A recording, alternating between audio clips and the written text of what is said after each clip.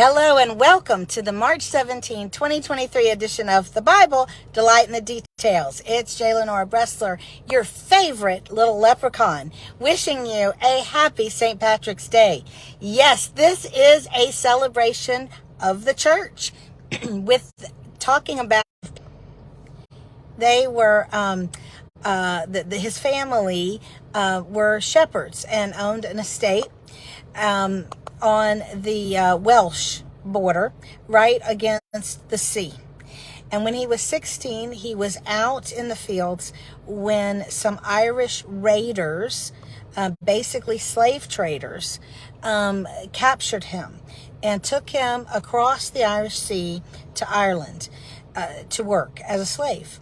Well, in those days, if you were caught as a slave and those Irish traders took you away, you really never came back. So his family really gave up all hope.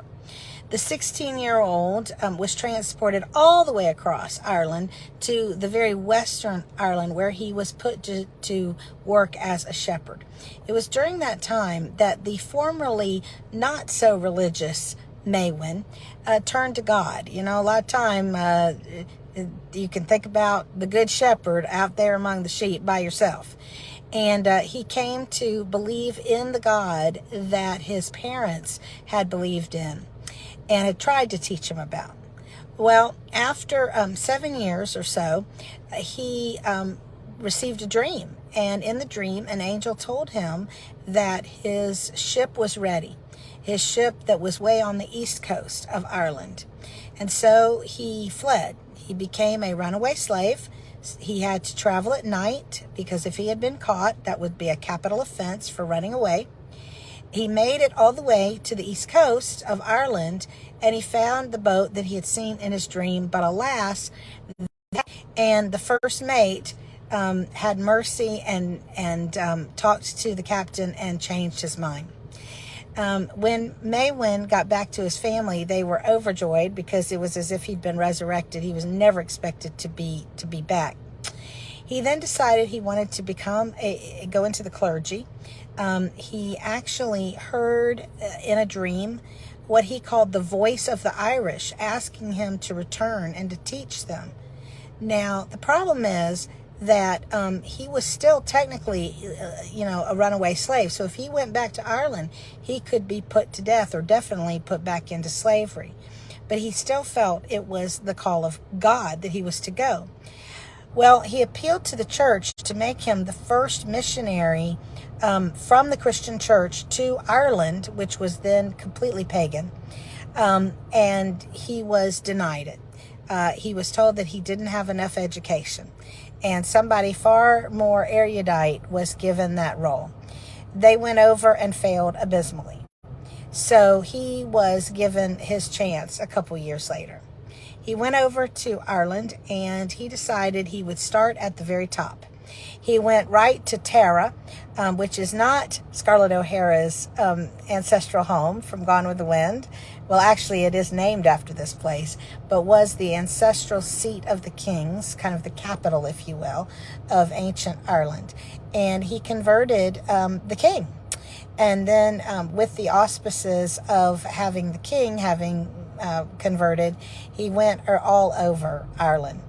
In the many decades that followed, he started hospitals, he started schools, he basically converted the entire Ireland.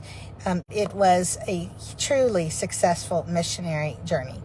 He was so loved that there was a lot of myths and anecdotes that came up about him, including that he allegedly is to be honored because he drove the snakes out of Ireland. Now, being someone who doesn't like snakes, I applaud this, but it was not him. It had more to do with the fact that Ireland had been cold and the snakes couldn't live there and they went south, and then the land bridge in one of the last ice ages sunk quickly, and they couldn't get back. So there are still no indigenous snakes in Ireland. There are all kind of fun stories about him, but one thing that is certainly not made up is the fact that he existed, that he was beloved, and that he basically brought an entire nation to the Lord. And of all the nations in the world, Ireland is still, to this day, one of the very most devout in all of Christendom. And so we say thank you to St. Patrick for what he did for Ireland, and all the fun that we get to do, frankly, as we celebrate his very meaningful life. I'm J. Lenora Bressler. Visit me on the next edition of the Bible Delight in the Details. And in the meantime, Aaron, go brah, go green. Happy St. Patrick's Day from hopefully your favorite leprechaun.